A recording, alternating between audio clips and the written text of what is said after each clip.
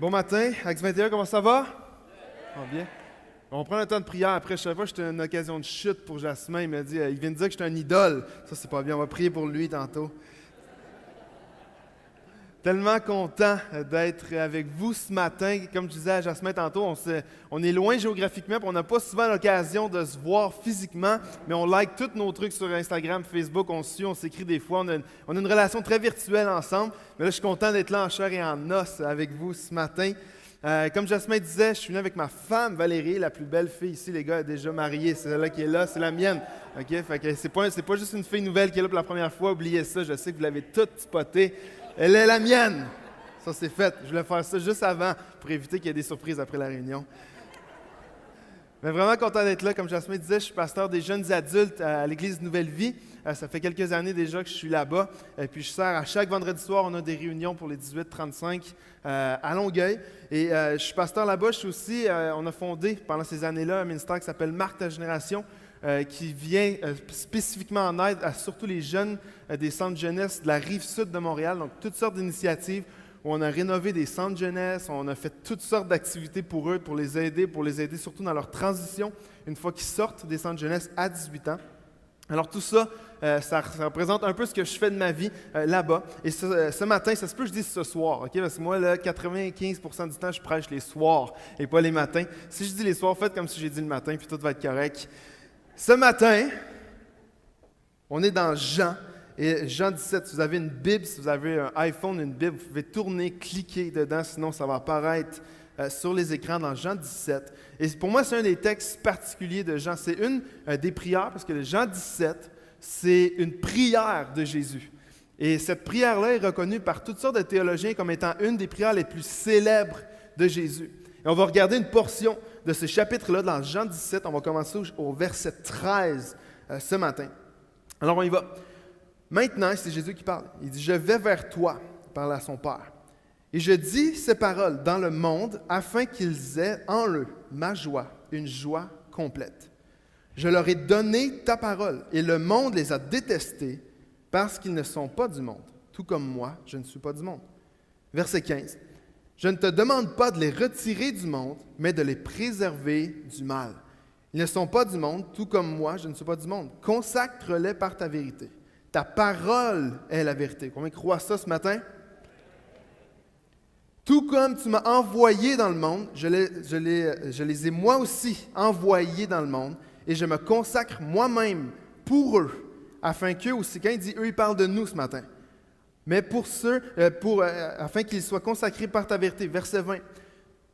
Je ne prie pas pour eux seulement, mais encore pour ceux qui croiront en moi à travers leur parole. Alors Jésus est en train de dire, il ne prie pas juste pour nous qui croyons. Peut-être que tu es ici, tu crois, peut-être que tu es ici, tu ne crois pas, tu es curieux. Jésus est en train de prier pour les croyants, mais par la foi, par les futurs croyants, pour ceux qui allaient venir à la connaissance de la vérité à travers chacun de nous.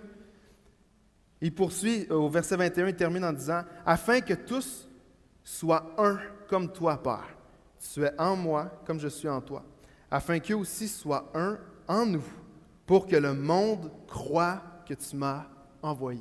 On va arrêter là pour tout de suite. Jésus est en train de faire une prière à son Père. Et ce qui est pour moi tellement qui saute aux yeux dans ce texte-là, c'est que Jésus prie pour nous. Alors que Jésus sait que lui va quitter, va rejoindre son Père, il prie pour nous. Et là, il est en train de dire, retire-les pas du monde, mais préserve-les du mal. Jésus est en train de leur dire, les croyants ne sont pas appelés à vivre dans une bulle entre croyants. On ne te demande pas, Seigneur, je ne te prie pas que tous ceux qui croient en toi, tu puisses les prendre et les protéger. Non. Il dit non, retire-les pas du monde, mais préserve-les du mal. Dans cette prière-là de Jésus, il y a un aspect où Jésus me demande d'être là où je suis aujourd'hui et de rester là et d'influencer le monde, mon entourage, ton entourage, notre entourage, avec le message de Jésus. Et c'est un appel qui n'est pas juste le dimanche matin. Le dimanche matin ou le vendredi soir ou au RDV, c'est facile de venir dire « Seigneur, je t'appartiens. Seigneur, oui, je veux te louer, je veux proclamer ton nom. » C'est plus facile de faire ça qu'on est tous ensemble. Vous êtes d'accord? Mais Jésus n'est pas en train de dire ça. Il n'est pas en train de dire juste le dimanche matin ou juste quand vous êtes en communauté pour me louer. C'est un mode de vie que Jésus nous appelle à avoir. un mode de vie où pas de compromis dans notre foi.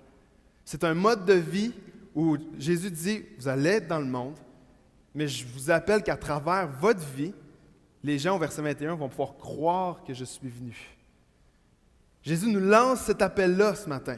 On n'est pas appelé à être des croyants de 1h30, 2 heures peut-être par semaine le dimanche ou le vendredi ou peu importe.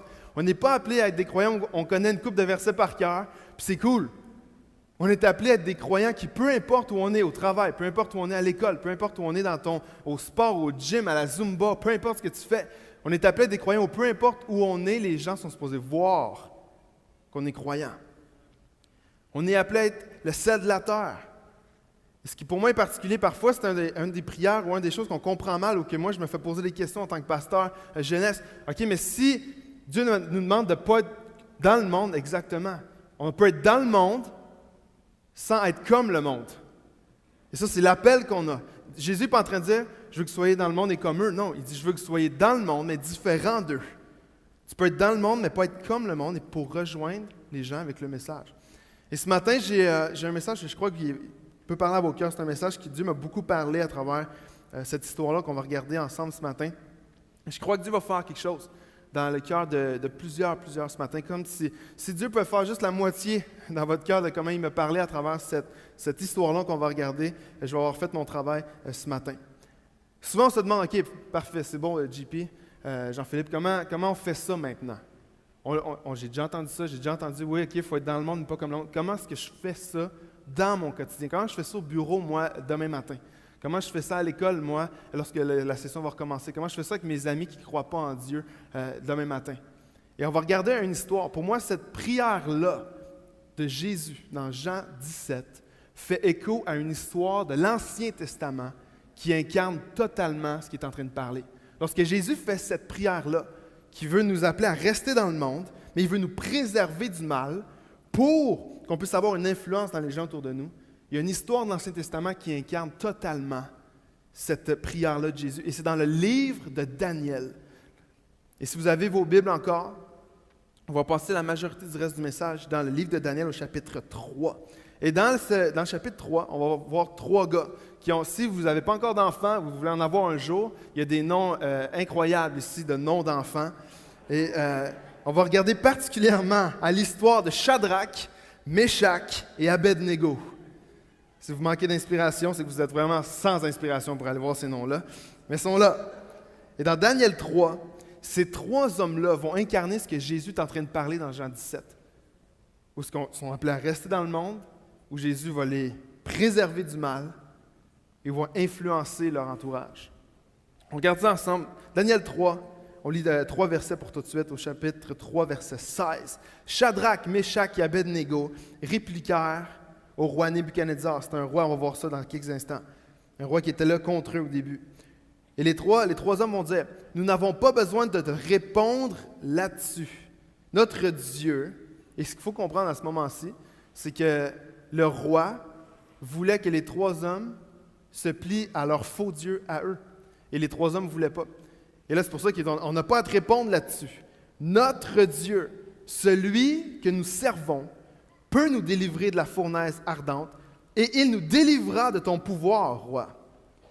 Et même s'il ne le faisait pas, sache, roi, que nous ne servirons pas tes dieux et que nous n'adorerons pas la statue en or que tu as dressée. Le contexte, c'est hallucinant. Ils sont dans une ville qui s'appelle Babylone, et c'est une ville qui est remplie d'injustice, c'est une ville noire, c'est une ville qui est toute contre la foi chrétienne et qui peut souvent ressembler à notre Québec à nous. Parce que partout au Québec, c'est rempli de toutes sortes, de toutes formes d'injustice, de toutes formes de religion ou de non-religion qui sont contre la foi chrétienne. Et alors qu'ils sont à Babylone, le roi leur demande de se plier, de se prosterner devant leur Dieu, leur faux Dieu. Et eux disent non. Et Babylone, à l'époque, c'était rempli d'esclaves chrétiens. C'était une ville qui n'était pas une place pour être un croyant. Mais les 3 hommes sont là-dedans. Et moi, je vous le dis, cette histoire-là pourrait être un film au cinéma. Si tu penses ce matin que Sherbrooke, c'est une ville remplie d'injustice, puis il y en a plein, c'est sûr. Si tu penses que Magog ou les environs, c'est dur, c'est noir, c'est rien comparé à Babylone. Et eux se retrouvent là-dedans, dans une atmosphère, dans une ville où c'est hostile pour leur foi. Et cette histoire-là, moi, me met en feu parce que c'est incroyable de voir à quel point 3 gars qui sont prêts à dire « Seigneur, je te prie pas que tu m'arraches de Babylone, mais je te prie que tu me préserves du mal ici et que tu m'utilises pour que les autres puissent voir ta gloire et croire que tu es venu. » Et c'est hallucinant de voir à quel point la foi de ces 3 hommes-là va changer le cours de l'histoire de cette ville-là. Est-ce qu'il y en a qui veulent que Sherbrooke change pour le mieux pour Jésus? Moi, ce que je veux que Longueuil. Moi, ce que je dis souvent à mon staff, le vendredi soir, je leur dis, tant aussi longtemps qu'il va rester un jeune adulte qui ne croit pas en Jésus ici, on n'a pas fini notre job. Je crois qu'à Sherbrooke, on n'a pas atteint un taux de 100% de croyants encore. Je ne crois pas, en tout cas. Je ne viens pas ici à chaque semaine, mais je ne crois pas parce que le théâtre serait bacté plus que ça, même s'il est déjà rempli. Mais c'est notre job. Et ces 3 gars-là sont au milieu d'une génération qui ne croit pas en Jésus, qui ne croit pas en Dieu. Et c'est hallucinant de voir la foi de 3 hommes et à quel point Dieu peut utiliser 3 personnes. Ici, je ne sais pas comment on est ce matin, mais on est plus que 3. Mais à quel point Dieu a utilisé 3 gars pour changer le cours d'une ville. Et le roi Nebuchadnezzar avait fait une statue. Ça se peut que je l'appelle le roi Nabu, parce que Nebuchadnezzar, c'est trop long, puis je vais le dire une couple de fois dans la matinée, fait que je vais l'appeler le roi Nabu. Ça va pour tout le monde? Il avait fait une statue en or, un faux dieu, qui mesurait plus de 30 mètres de haut. C'était immense. Et comment ça fonctionnait à l'époque? C'est qu'alors qu'il faisait la statue, quelques fois dans la journée, il y avait un groupe, il y avait un band qui était beaucoup moins bon que le band de worship que vous avez ici. Et lorsqu'il se mettait à jouer de la musique, tout le monde, sans exception, devait se prosterner, peu importe ce qu'il faisait. Il était au marché, il était à la maison, il était dans les rues, peu importe. Aussitôt que le band commençait à jouer, tout le monde devait se prosterner vers la statue. Et c'est là que les 3 gars se sont mis dans le trouble. Parce qu'alors que la musique a commencé à jouer, eux ne se sont pas prosternés, contrairement à tout le monde. Ils ont fait 3 déclarations qu'on vient de lire. Imaginez si on était capable d'avoir la foi comme ces 3 gars-là. Voici 3 déclarations dans les quelques versets qu'on vient de lire. Alors que le roi leur a dit « Hey, vous êtes mieux de le faire, sinon ça va aller mal. » Eux ont dit « Dieu peut nous sauver. Dieu peut le faire. Peu importe à quel point vous pouvez être contre nous, peu importe à quel point on est contre-courant, peu importe à quel point on ne se prosternera pas devant mon Dieu, peu importe ce que tu veux faire, nous, on croit que Dieu peut nous sauver. Est-ce qu'il y en a qui croient ici que Dieu peut les sauver des situations? Ces 3 gars-là, Dieu peut nous sauver. J'aimerais te dire, Dieu est beaucoup plus grand que ta situation que tu peux imaginer. Imagine-toi, on a tous nos défis, on a tous des problèmes. La vie n'est pas parfaite et remplie de montagnes russes. Des fois, ça va bien, des fois, ça va moins bien. On frappe des tempêtes. Dieu peut te sortir de n'importe quoi. Si Dieu a sorti ces 3 gars-là, où il y a toute une ville entière qui se prosterne, et eux sont les seuls 3 gars debout alors que tout le monde est prosterné, je peux te dire que Dieu peut te sortir de n'importe quelle situation que tu penses que tu es pris en ce moment. Ça, je peux te le dire. Imagine, la Bible dit que Dieu connaît le nombre de cheveux que tu as sur ta tête. C'est hallucinant. Imagine à quel point il connaît ta situation. Imagine à quel point il y a une situation peut-être que tu n'as jamais parlé à personne. Il y a un combat que tu as en ce moment que personne ne connaît, que tu gardes ça pour toi, tu penses que Dieu ne peut rien faire. Imagine, Dieu connaît le nombre de cheveux que tu as sur ta tête. Combien tu penses qu'il sait tes problèmes? Combien il sait où tu es en ce moment? À quel point il peut te sortir de là? Il y en a ici, tu n'as plus beaucoup de cheveux, ça se peut que Dieu connaît toute ta vie quand même. Et il y en a de l'autre côté, les filles, l'affaire avec les rallonges, les faux cheveux. Dieu connaît les faux cheveux aussi. Il sait comment tu en as des vrais puis des faux sur ta tête. Il connaît tout. Dieu peut nous sauver. Ces 3 gars-là disent ça alors qu'ils restent debout. Dieu peut nous sauver. Ils vont dire, Dieu va nous sauver. C'est une chose de dire, je crois que Dieu peut me sauver. C'est une autre chose, vous me suivez, que de dire, Dieu va me sauver de ça. Je ne veux pas dire, ah, Dieu pourrait le faire. Non seulement il dit, ouais, Dieu peut le faire, mais Dieu va le faire. Et la foi qui anime ces 3 gars-là, de déclarer. Et ça, c'est le next level lorsqu'ils vont dire au verset 18, et même s'il ne le faisait pas, on va l'adorer quand même. Imaginez, quand Jésus dit, je te prie pas, Seigneur, que tu les retires du monde, mais que tu les préserves du mal. Eux sont là au milieu de Babylone, parce que tout le monde est prosterné, sauf eux. Ils vont dire, même si Dieu ne vient pas nous secourir, on va te louer quand même. Est-ce qu'on a cette foi-là ce matin de dire, Seigneur, même si tu ne règles pas mon problème, même si ma dépendance que j'ai en ce moment, tu ne la règles pas cet après-midi, même si la souffrance que j'ai parce que lui m'a quitté, ou elle m'a quitté, ou lui est décédé, ou il est parti, ou cette opportunité-là que je croyais avoir, je ne l'ai pas eue. Même si tu ne la règles pas comme ça, même si tu ne la règles pas comme moi, je voudrais que tu la règles, je vais te louer quand même.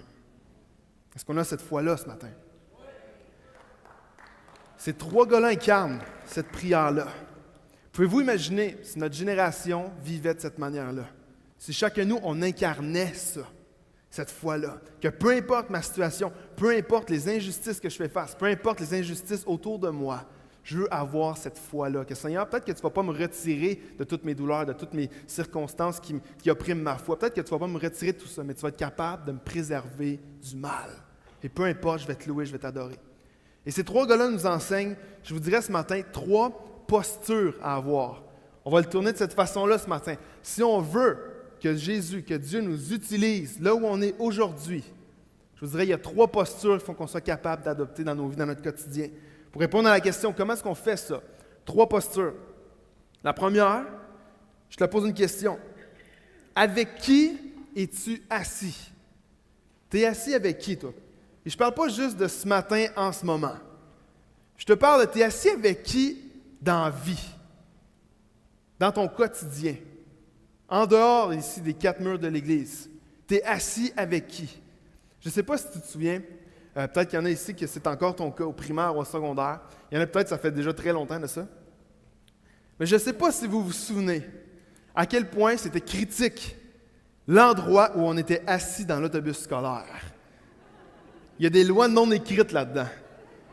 Il y a une hiérarchie sociale très définie dans l'autobus scolaire.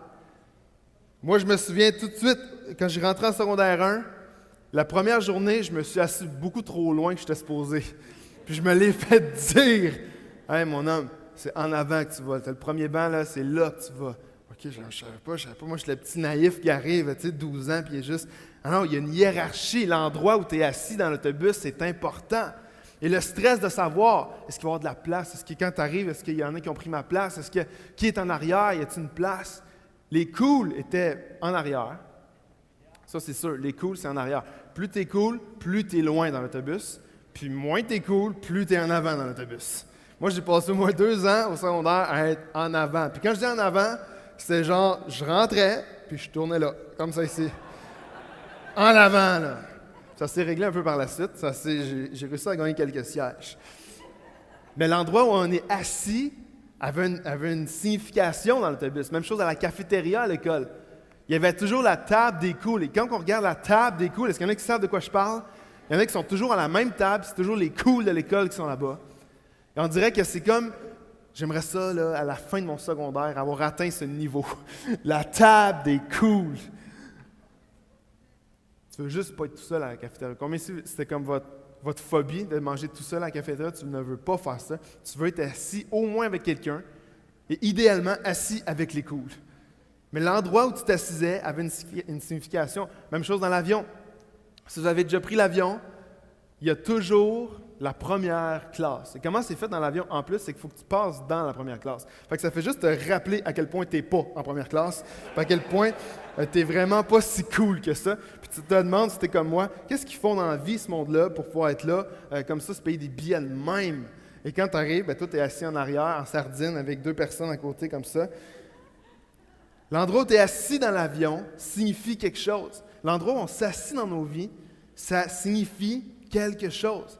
Et typiquement, j'aimerais te dire, l'endroit où tu t'assis ou avec qui tu t'assis va déterminer en fait qui que tu es. T'es-tu cool ou pas cool? T'es-tu riche ou pas riche? L'endroit où les personnes avec qui on s'assit déterminent une partie de qui on est. Et ce qui est fascinant dans l'histoire de Shadrach, Meshach et Abednego, c'est qu'ils sont toujours assis ensemble. Si vous lisez Daniel 1, 2, 3, je vous donne un devoir cette semaine pendant vos vacances, si vous en avez. Lisez Daniel 1, 2, 3, vous n'allez jamais lire un de ces 3 gars-là tout seul. À chaque fois qu'ils sont mentionnés, ils sont ensemble. Toujours, toujours, toujours ensemble. Ils sont assis ensemble dans leur vie.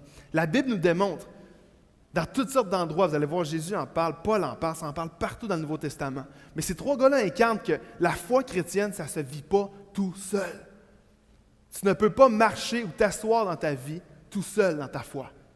Ces 3 gars-là étaient constamment assis ensemble, toujours dans la communauté, dans le groupe, ensemble. Et j'aimerais te suggérer, moi, ce matin, que probablement qu'un des grands éléments déterminants de pourquoi est-ce qu'ils ont été capables de rester debout alors que tout le monde se sont assis ou prosternés devant la statue, c'est parce qu'ils étaient 3. Quand tu es tout seul, c'est dur de rester debout. Quand tout le monde autour de toi dans ta vie va dans une direction, ou adore une certaine chose, ou fait une certaine chose, ou parle d'une certaine manière, si tu es tout seul dans ta vie, ça va être dur de ne pas faire comme eux. Mais quand tu es trois, c'est plus facile de se regarder et de dire non, nous on reste debout. Est-ce que vous me suivez ce matin? Dans Jean 17, quand Jésus dit « Je leur ai donné la gloire que tu m'as donnée », ce n'est pas dans le PowerPoint celle-là, je l'ai rajouté à la dernière minute. « Je leur ai donné la gloire que tu m'as donnée afin qu'ils soient un. » Il y a un aspect dans le message de Jésus, dans cette prière-là, qui est ensemble. Jésus est venu pas pour qu'on puisse vivre nos foi de manière séparée, individuelle, mais pour qu'on soit un. Comme nous sommes un, il parle de lui avec son Père. Moi en eux, toi en moi, afin qu'ils soient parfaitement un. Ainsi, et qu'ainsi le monde reconnaisse que tu m'as envoyé, que tu les as aimés comme tu m'as aimé. C'est beaucoup plus facile de rester debout dans ta foi quand tu n'es pas assis tout seul dans ta vie. L'intention de Dieu avec son Église, c'est que ce soit une communauté, ce soit qu'on soit ensemble. Tu n'as pas été conçu pour vivre ta foi tout seul. Ce que Jésus est en train de dire, retire-les pas du monde, mais préserve-les du mal. J'aimerais te dire, ça passe par ne pas vivre ta foi seul. Ça. Tu peux quitter l'Église ce matin. Tu peux quitter ce matin. On va tous le faire, idéalement. Tu peux quitter ce matin en disant, je veux faire une différence pour Dieu. Seigneur, tu m'as mis à un endroit, je veux faire une différence. Je ne veux pas que tu m'arraches de cet endroit-là, mais je veux que tu me protèges du mal autour de moi, mais que tu m'aides à avoir une influence. Tu peux quitter ce matin avec ce désir-là, puis qui peut être sincère dans ton cœur, il peut être sincère dans ta vie. Tu peux avoir le cœur rempli de foi, tu peux être en feu pour Dieu. Mais je peux te promettre une chose, c'est que si tu as ce désir-là, mais que tu sors, puis dans ta vie, tu es assis tout seul dans ta foi. Il n'y a personne à qui tu peux parler, il n'y a personne avec qui tu pries, il n'y a personne à qui tu connectes, à qui tu peux parler. Je te garantis que ça va être une question de temps avec ce feu-là diminue. Comme à Babylone, c'était hostile pour leur foi. Tout le monde allait dans une direction sauf eux, mais ils étaient ensemble et ça leur a permis de se tenir. Dehors, tu vas affronter un monde injuste. Tu vas réaliser que tout le monde ne croit pas ce qu'on croit ici le dimanche matin. Tu vas réaliser qu'il y a des gens qui sont indifférents à ce que tu crois. Il y en a qui sont hostiles à ce que tu crois. Et si tu es tout seul, ça va être difficile. Si tu veux faire une différence, je veux dire ce matin, assis-toi avec des gens qui veulent la même chose que toi. Assis-toi avec des gens qui ont la foi en Christ. Assis-toi avec des gens dans ta vie. Puis je ne te dis pas qu'il faut que ce soit exclusivement ça. Parce que là, on retourne dans une bulle. Jésus dit non, je ne veux pas vous retirer du monde. Mais tu dois avoir des gens autour de toi qui sont assez proches pour t'aider à te tenir debout quand c'est le temps. Moi, j'ai besoin d'amis croyants, j'ai besoin de gens, j'ai besoin de gars dans ma vie, des amis proches, où je peux leur parler de mes défis, je peux leur parler de ce qui ne va pas, de mes aspirations qui vont être là avec moi pour m'aider à me tenir. Quand j'ai envie de m'asseoir ou me prosterner comme tout le monde, j'ai besoin de gens autour de moi qui vont m'aider à rester debout. J'aimerais dire là-dessus, ta relation avec Dieu, c'est personnel. Personne ne peut gérer ta relation avec Dieu pour toi. Personne ne peut prendre une décision à ta place pour Jésus. Ça, c'est personnel. Mais ta foi en Dieu ne devrait jamais être privée. C'est personnel, mais ça ne devrait jamais être tout seul dans ta vie privée. La deuxième posture qu'il nous donne dans ce texte-là, c'est que non seulement il faut apprendre à s'asseoir avec les bonnes personnes. Shadrach, Meshach et Abednego avaient réussi, ils étaient assis ensemble. Et quand c'était le temps de se lever, ils l'ont fait. Et la deuxième posture, c'est se lever pour Dieu quand c'est le temps. C'est le point central de cette histoire-là. C'est hallucinant. Imaginez la scène. Tu as probablement des centaines et milliers de personnes qui se prosternent en même temps et tu as 3 gars qui décident de se lever pour leur foi. C'est hallucinant, la scène est malade. Quand on parle d'être envoyé dans le monde comme Jésus a prié dans Jean 17, je te prie Seigneur que tu les envoies dans le monde pour qu'ils fassent une différence. Ces 3 gars-là l'incarnent totalement. Ils sont au milieu de milliers qui ne croient pas et eux se tiennent, se sont levés pour leur foi. Je te pose la question, est-ce que toi tu te lèves pour ta foi quand c'est le temps? Est-ce que moi-même, je me pose la question ce matin, est-ce que je me lève? Moi, je vais vous dire bien honnêtement, pas tout le temps. Quand c'est le temps de me lever pour ma foi, je ne le fais pas comme je le devrais tout le temps. Mais ces 3 gars-là l'incarnent. Et pendant qu'il y a une génération autour de nous, partout ici à Sherbrooke, Magog, les environs, partout jusqu'à Longueuil, où ce que moi je suis, il y a une génération qui se prosterne devant toutes sortes de choses. Ce n'est pas des statues d'or physiques. Ils vont se prosterner devant le matérialisme, devant la liberté de faire ce qu'on veut. Ils vont se prosterner devant l'argent. Ils vont se prosterner devant le sexe. Ils Ils vont se prosterner devant toutes sortes de choses. Et nous, on est appelés à se tenir debout pour Christ. Est-ce qu'il y en a qui le croient ce matin?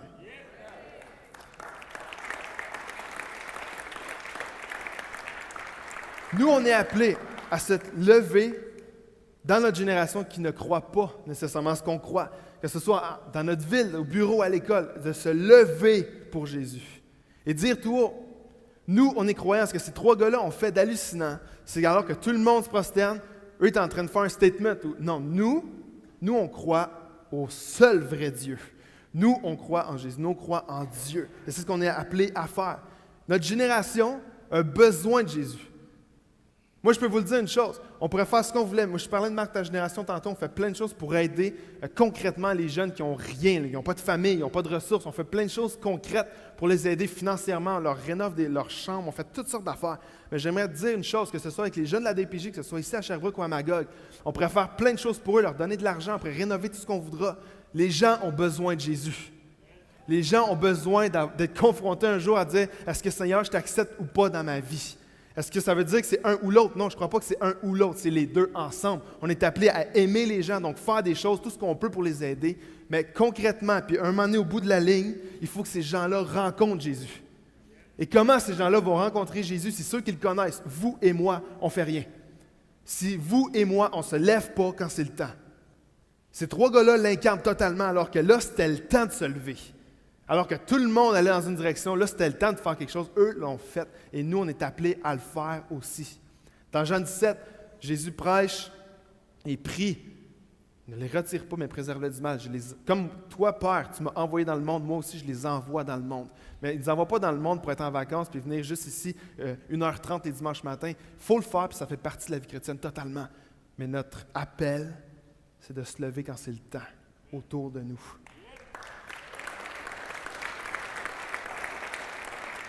Il y a une histoire qui m'a tellement marqué. Un pasteur qui s'appelle Peter Cartwright.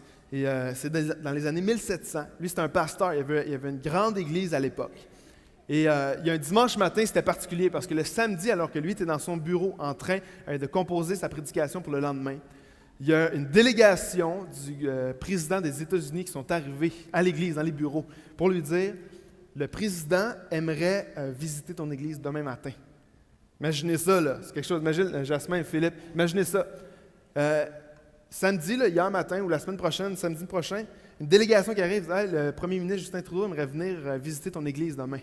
OK, je pense que je vais rester debout toute la nuit pour assurer que mon message soit bon. On devrait faire ça à chaque semaine, mais c'est toujours comme ça que ça fonctionne. Imaginez, Peter, le pasteur, reçoit la délégation. OK, wow, le président des États-Unis va venir demain dans notre église. Aïe, aïe. Et la délégation lui dit, le président n'était pas nécessairement croyant, avait une connaissance de Dieu, mais n'était pas croyant. Et les gens qui étaient là, qui représentaient le président, lui ont dit, ça serait bien si tu pouvais juste pas être offensant dans ton message. Ça pourrait être bien si tu pouvais juste, comme pas juste parler de la croix, puis du sang de Jésus, puis les péchés, puis tu sais, toutes ces affaires-là, là, un peu offensant. Puis tu sais, si tu pouvais juste parler de l'amour, parler de ce que Jésus a fait de bien. Puis à ce moment-là, Peter était assis dans son bureau, puis lui raconte dans sa biographie, puis il écoutait ça. Puis il dit pas un mot là-dessus. Il fait juste OK. Les gens sortent, et le lendemain matin, la réunion commence, comme tantôt. Le super Ben, qui est encore moins bon que celui que vous avez ici. Puis le Ben commence, à un moment donné, ça arrive au message. Et Peter, le pasteur, arrive sur l'estrade comme ça. Il commence son message comme ça. On m'a informé hier que le président des États-Unis allait être ici ce matin. J'aimerais lui dire que Jésus est mort sur la croix pour ses péchés, que son sang a coulé pour lui, pour moi et pour tout le monde dans ce lieu, et que lui aussi a à prendre une décision de foi et une décision de vie. Est-ce qu'il accepte ou non Jésus dans sa vie? Imaginez toute la garde rapprochée du président. Est-ce qu'on le tire, le président? Qu'est-ce qu'on fait? Est-ce qu'on l'abat sur place? Et Peter, ce pasteur-là, imaginez le courage. Il finit sa prédication. Ça l'a bien été, il est resté en vie toute la réunion, tout ça. Il sort après, s'en va dans son bureau directement. Et lui raconte à quel point il était sûr de se faire emprisonner ou je ne sais pas quoi. Il avait juste peur qu'il arrive quelque chose. Et il avait peur que ça cogne à sa porte. Et comme de fait, la réunion termine, ça cogne à sa porte. Il s'attendait à voir les hommes qui sont venus le voir la veille. Puis alors que ça cogne, lui ouvre la porte. Puis c'est le président lui-même qui est là, puis il demande, est-ce que je peux prendre 5 minutes avec toi? Puis le président, il dit, ce que tu as fait est un affront. On t'avait donné des ordres que tu n'as pas respectés. Puis il dit, c'est des hommes comme toi que j'aurais besoin. Que tu te tiens pour ce que tu crois. Puis quand on t'a demandé d'altérer ton message, tu as décidé de ne pas le faire, même si c'était un ordre des États-Unis, le président des États-Unis. Puis il disait, le Jésus que tu m'as parlé, j'aimerais ça que tu m'en parles plus. Puis il a fini par parler, il n'est pas resté 5 minutes, ils sont restés ensemble, il disait plus de 2 heures, ils ont parlé, puis ils ont gardé un lien comme ça, puis quelques semaines plus tard, le président a donné sa vie à Jésus avec ce pasteur-là. Moi, je vous parle ce matin de quand c'est le temps de se lever pour notre foi. Dieu va nous préserver du mal. Il n'y a rien, il n'y a personne. L'enfer pourrait se déchaîner de tous les côtés. Tout le monde pourrait t'insulter de tous les côtés. Il n'y a rien qui va t'arriver. Et le président des États-Unis pourrait accepter Jésus à cause de toi parce que tu t'es tenu debout. Moi, je pense qu'on peut applaudir cette fois-là.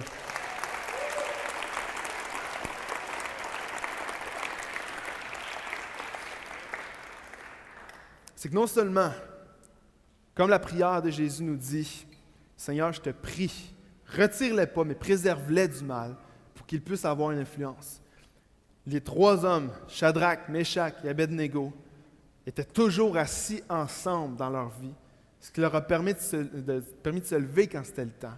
Et la 3e posture que ces gars-là nous apprennent sur comment Jésus peut nous utiliser encore jusqu'en 2017 ici à Sherbrooke, c'est que non seulement c'est avec qui tu es assis, non seulement c'est est-ce que tu es prêt à te lever pour Jésus, 3e posture, c'est est-ce que tu es prêt à marcher dans l'adversité.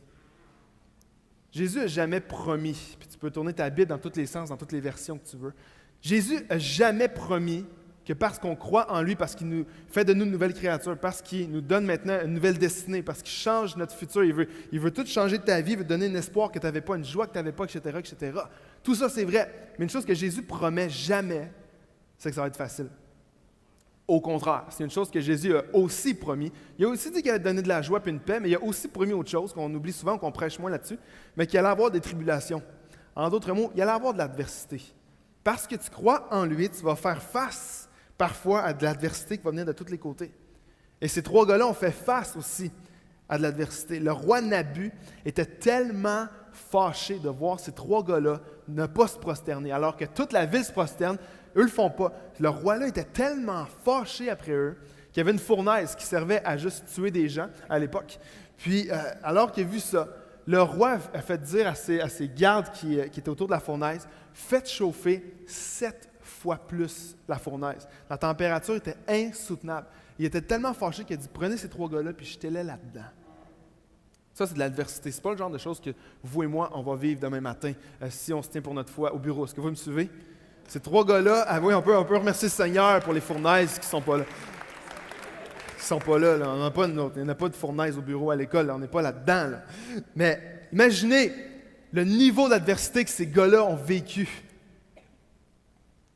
Quand tu te lèves pour Dieu, parfois, je te dirais même presque comme une loi écrite, l'ennemi va monter le chauffage dans ta vie. Si tu veux te lever pour lui, l'ennemi va monter le chauffage. Regardez ça dans Daniel 3, on va lire les versets 20 à 22. C'est le roi Nebuchadnezzar qui parle. Il dit, « Puis il commanda à quelques soldats vigoureux de sa garde. » Pas les petits chétifs, les vigoureux. Il a demandé, les soldats vigoureux de sa garde, de ligoter solidement Shadrach, Meshach et Abednego et de les jeter dans la fournaise ardemment chauffée. Aussitôt, les 3 hommes furent ligotés, tout habillés, avec leurs pantalons, leurs tuniques et leurs turbans, et jetés dans la fournaise où brûlait un feu ardent. Imaginez, à l'époque, souvent, ils arrachaient tous les vêtements des gens, puis ils les jetaient là-dedans. Ils n'ont même pas pris le temps. Historiquement, ils faisaient souvent ça, de juste enlever tous les vêtements puis de les jeter comme ça. Et là, ils n'ont même pas pris le temps de le faire. Ils étaient tellement fâchés qu'ils ont dit « Attachez-les de même, puis jetez-les dans le feu », qui était ardemment chauffé. Verset 22. « Mais comme, sur l'ordre du roi, on avait fait chauffer la fournaise au maximum, 7 fois la température habituelle, les flammes qui en jaillissaient firent périr les soldats qui avaient jeté Shadrach, Meshach et Abednego. » Imaginez, eux là, alors qu'ils étaient assis ensemble, ils ont décidé de se lever pour Dieu. Ils se sont levés pour lui solide. Qu'est-ce qui est arrivé? Adversité. Alors qu'ils marchaient vers la fournaise, tout ligotés. Sachant juste que, Seigneur, on s'est tenu pour toi, puis ça va être la mort maintenant. Ce qui devait tuer Shadrach, Meshach et Abednego a fini par tuer leurs ennemis. Et ce que j'aimerais te souligner ce matin, c'est que c'est ça le message de la croix. Alors que Jésus était venu ici sur terre, pendant 3 ans, a prêché de toutes les manières, par sa bouche, par ses actions, par sa compassion. Jésus a apporté un message que personne ne comprenait, qui était tellement anticulturel. Puis encore aujourd'hui, en 2017, son message est anticulturel. Mais alors que Jésus est là, alors que les ennemis de Jésus sont fâchés contre lui, ils veulent le crucifier, alors qu'ils vont torturer Jésus, alors qu'ils vont le traîner à moitié mort jusqu'au lieu de la croix. Et alors que cette croix-là, qu'eux croyaient, les ennemis croyaient que cette croix-là allait enfin en terminer avec Jésus, que ça allait être fini après, cette croix-là qui devait tuer le message de Jésus, en fait tuer la mort. Ça ne se dit pas vraiment en français, mais vous comprenez en ce moment. Ce qui devait être utilisé pour tuer ce que Jésus est en train de faire, en fait tuer ce qui est en train d'attaquer Jésus. C'est que par sa mort, Jésus est en train de leur dire « c'est moi qui gagne ». Et Shadrach, Meshach et Abednego, alors que la fournaise est supposée de les tuer, aussitôt qu'ils ont ouvert la porte, c'est leurs ennemis qui sont morts. C'est ça le message de la croix. C'est que la croix a détruit l'ennemi. La croix a vaincu la mort. C'était pas la fin, c'était juste le commencement. Et si on se lève pour Dieu, il faut apprendre à marcher dans l'adversité. Cette semaine, vous allez être au travail, au gym, dans un café, à faire du sport. Si vous vous levez pour Dieu, il va y avoir de l'opposition. Moi, je vais vous le promettre ce matin, je ne vous dirai pas que ça va être tout rose et tout parfait. Il va y avoir de l'opposition de toute forme, de toutes sortes. Il va y avoir de la résistance à ce qu'on croit parfois. Il va y avoir de la résistance parfois à ce qu'on fait ici à Acts 21, à ce qu'on fait dans l'Église, des initiatives qu'on peut avoir pour la communauté. Il va y avoir de la résistance, il va y avoir de l'opposition. Mais j'aimerais dire que l'opposition n'est pas un signe qu'on est hors de ce que Dieu veut. Souvent, l'opposition est un signe qu'on est exactement où ce que Dieu veut nous utiliser. Si on se tient debout pour Dieu, on ne marche pas seul. Je vais inviter mes amis musiciens à revenir me rejoindre. Je vais terminer dans quelques instants. On va aller dans un temps de louange ensemble. Et si on se tient debout pour Dieu et qu'il faut apprendre à marcher dans l'adversité, j'aimerais te dire, il faut apprendre à marcher dans l'adversité, mais tu ne marches jamais seul.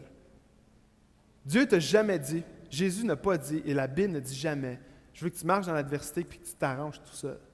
Regardez bien l'histoire ici. Je termine dans quelques instants. Le roi Nabuchodonosor, après que lui croyait avoir gagné, croyait avoir juste, va les jeter dans la fournaise, puis on n'en parle plus, ça va être fini, ces 3 gars-là. On n'en parlera plus de leur foi dans leur Dieu. Regardez aussi au verset 23 à 25, qu'est-ce qui arrive. Les 3 hommes en question, Shadrach, Meshach et Abednego, tombèrent ligotés au milieu de la fournaise ardente. Le roi Nabuchodonosor fut alors effrayé et se leva subitement. Il prit la parole, il dit à ses conseillers, imaginez, on ne comprend pas il ne comprend pas quelque chose qui est en train d'arriver.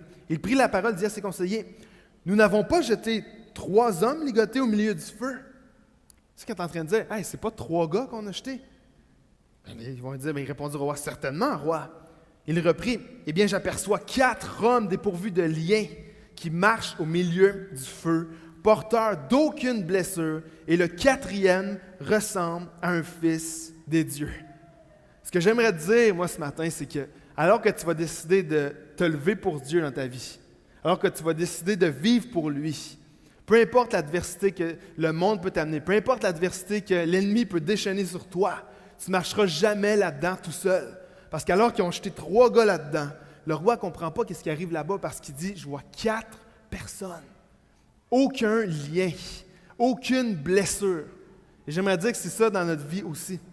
La seconde que tu vas commencer à marcher et dire, Seigneur, je ne te prie pas que tu enlèves magiquement comme ça tous les problèmes de ma vie, mais je te prie, Seigneur, que tu me préserves du mal et utilises ma vie.